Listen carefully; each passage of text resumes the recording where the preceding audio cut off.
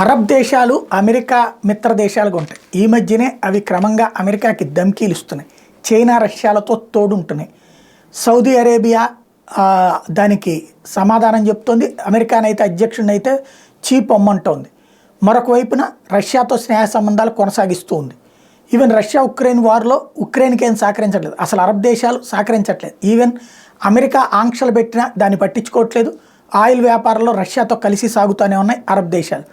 OPEC కంట్రీస్లో OPEC plus country కింద Russia కూడా ఉంది. దాన్ని తీసేయమని అడిగినా తీసేయలేదు.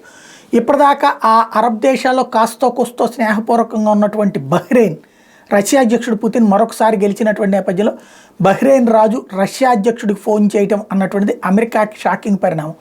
తద్వారా ఇంకా తన వైపు అరబ్ దేశాల్లో ఉన్నటువంటి మిత్రులు కూడా అటుకు వెళ్ళిపోతూ ఉండటం, రష్యాకు అనుకూలంగా మారుతూ ఉండటం అన్నటువంటిది అమెరికాకి అతిపెద్ద షాక్ అవుతుంది.